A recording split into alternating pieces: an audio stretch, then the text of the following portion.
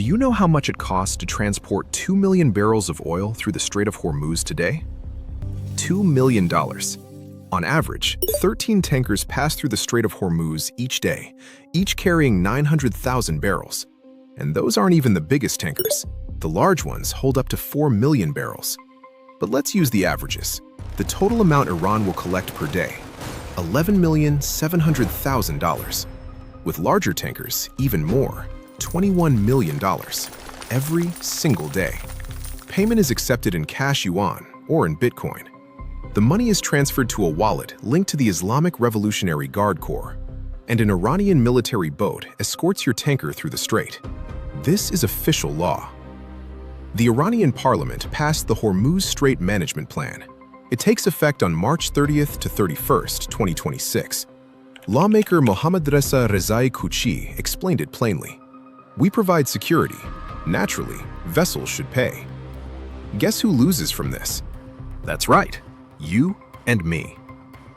First and most basically, the price of gas at the pump. And second, we lose our standing as a global leader and our influence through the petrodollar. Today I'll tell you, how much will gas cost in a month? How will China strengthen its grip? And how will the world order collapse?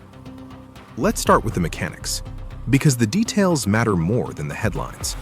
A shipowner who wants to move a tanker through the strait must first find an intermediary connected to the IRGC, then submit documentation: vessel owner, flag of registration, cargo manifest, port of destination, crew list, AIS location data. Essentially, a complete dossier. Iran then vets the vessel through its 5-tier loyalty system. Friendly countries pay a lower tariff, or nothing at all. Vessels flying American or Israeli flags are not permitted passage at all. For oil tankers, the tariff starts at $1 per barrel. A VLCC supertanker carries roughly 2 million barrels. That's $2 million per transit. Payment goes in yuan through China's Kunlun Bank via the CIPS system, bypassing SWIFT entirely, or in Bitcoin, or in stablecoins. After payment, a code on VHF radio, a specific route through the northern corridor near Larak Island, an Iranian naval escort. The Iranian Oil Union confirmed this officially. Spokesman Hamid Hosseini stated directly, vessels must write to Iranian authorities about their cargo, after which Iran will communicate the toll amount in digital currencies. He named Bitcoin specifically.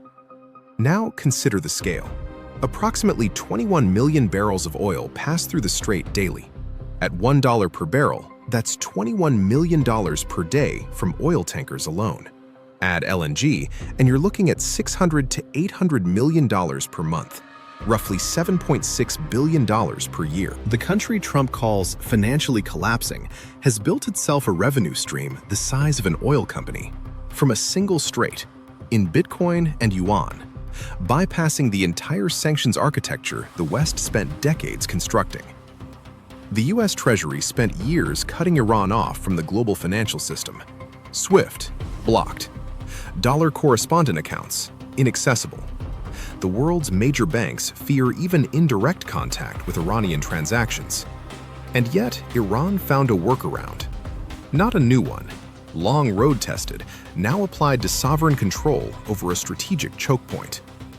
Iran's crypto ecosystem grew to $7.8 billion in 2025.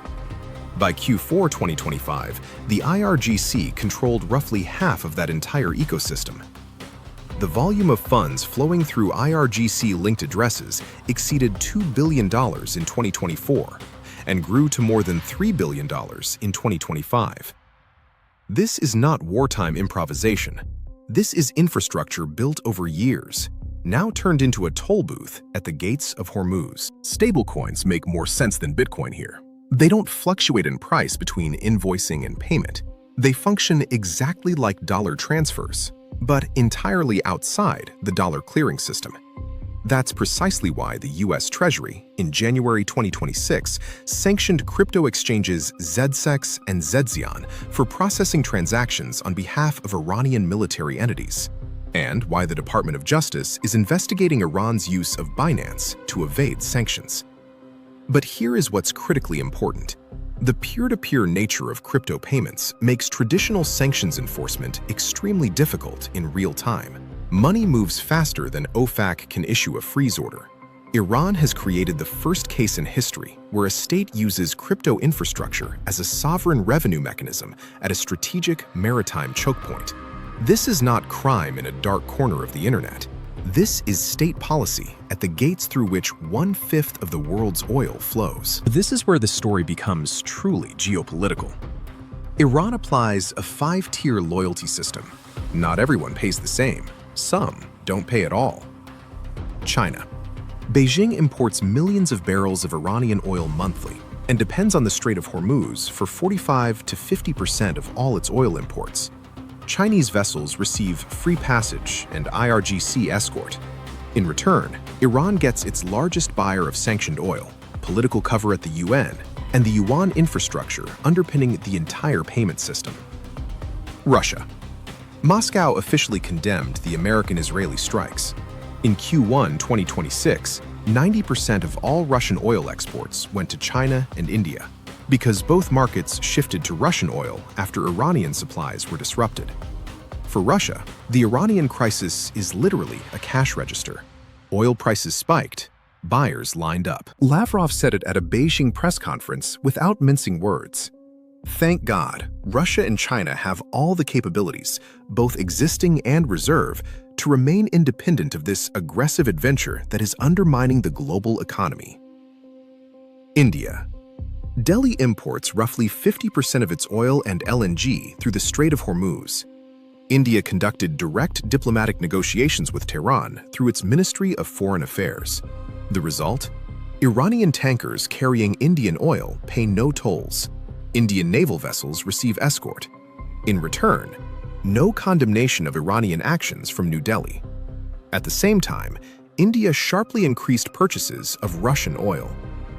After the February strikes, Russian oil imports climbed again, even though they had been falling due to a trade deal with the US. Riyadh Energy called India more vulnerable to supply disruptions than China. It holds just 30 days of reserves. The market dictates its own logic. Pakistan. Islamabad played a dual role, negotiator and beneficiary. Iran agreed to allow 20 Pakistani vessels through the strait. Pakistan began offering global traders the option to temporarily reflag cargo under the Pakistani flag to move it through under that arrangement. Iraq, Bangladesh, Thailand all received toll exemptions or preferential rates in exchange for political abstention from condemning Iran. Now look at the full picture. China, Russia, India, Pakistan, Iraq, plus Bangladesh, Thailand, and a number of other Asian countries. Together, they represent the majority of the world's population, the majority of global oil consumption, and all of them made a quiet, pragmatic choice. Dealing with Iran is more advantageous than standing with Washington. On April 7, 2026, Bahrain brought a draft resolution to a vote in the UN Security Council. Simple text: halt Iranian attacks on vessels and call on states to coordinate defensive efforts to ensure safe passage through the strait. 11 of 15 Security Council members voted in favor. Russia and China vetoed it. China's ambassador Fu Cong explained, adopting such a resolution when the US threatens the survival of civilization would send the wrong signal. Russia's ambassador Vasily Nebenzia added, the resolution was biased against Iran. The Iranian ambassador thanked both countries. Think about the mechanism. The Security Council, the body supposedly responsible for international peace and security. A resolution stating that civilian oil ships cannot be attacked was supported by 11 of 15 members. It failed because Beijing and Moscow blocked it with their veto power. This is not mere diplomatic maneuvering. It is a public declaration of geopolitical alignment. China and Russia stood with Iran before the entire world community, officially, on camera, with stated reasoning. And yet, China simultaneously declared that freedom of navigation in the strait must be guaranteed as a universal call of the international community, trying to have it both ways. Condemn the blockade in words, block its resolution in practice. This is called strategic ambiguity, and it works precisely because China cannot afford either an Iranian defeat, Beijing buys 80+% of Iranian oil, or a reputation as a country that helps strangle world trade. War in Iran is an economic catastrophe for most participants. For Russia, it is not. When the Strait of Hormuz closed, Saudi Arabia, Iraq, the UAE, and Qatar lost access to their buyers. Those buyers, China, India, Japan, South Korea, urgently began searching for alternative supplies. The most obvious alternative, Russia. In Q1 2026, 90% of Russian oil exports went to China and India. Russia is not fighting. Russia is selling. At prices that spiked sharply due to a crisis it did not create. Lavrov said it in Beijing, literally. Russia is ready to fill the resource gap that has emerged for China and other interested countries. These are not just a foreign minister's words. This is a description of actual money flows. Every day the strait stays closed, Russia earns more. Every failed US attempt to reopen the strait is one more day of high prices for Moscow. Russia has no direct interest in ending this crisis, only a political interest in ensuring Iran, as an ally, is not destroyed entirely. So Moscow does exactly what it does, condemns American strikes in words, blocks UN resolutions in practice, sells oil to Asia at record prices, and offers Beijing help to fill the resource gap. This is called extracting maximum benefit from someone else's crisis without entering it directly. And Russia is very good at it. Now, the most important part. The one nobody talks about in the news about the Iran war. Every tanker that paid Iran in yuan or Bitcoin is a transaction that bypassed the dollar system.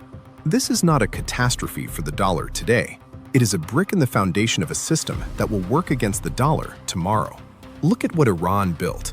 Payment infrastructure in yuan through Kunlun Bank and China's CIPS system, a complete SWIFT bypass. IRGC crypto wallets processing $3 billion per year. The Hormuz Strait Management Plan, a legislatively codified mechanism for collecting revenue in non-dollar assets. A 5-tier loyalty system that effectively divides the world into those who pay Washington in dollars and those who pay Tehran in yuan or crypto. This is not just sanctions evasion. This is the construction of a parallel financial architecture at one of the world's main choke points for global trade. Analysts at Chainalysis called it a critically important application of cryptocurrency as a state-level sanctions evasion mechanism at a sovereign maritime choke point. First time in history. The precedent is set. The next country that finds itself in geopolitical conflict with the US and controls a strategic strait or pipeline now knows this works.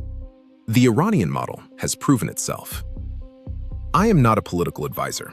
I am an analyst who tracks how geopolitics turns into line items in your budget. Here is what is happening right now at your level. Oil is holding around $100. Forecast, up to $150. Every $10 increase in oil means 20 to 30 cents more per gallon at the pump. Budget an additional $150 to $200 per month for the next 90 to 120 days. Groceries. Everything shipped by diesel truck gets more expensive. It's happening right now. You just haven't seen the full bill yet. Fed rates. Not coming down. As long as inflation is pushing up from below through energy prices, the Fed has no room to maneuver. Your mortgage, credit card, auto loan, they stay where they are. And here is one more thing few people are thinking about.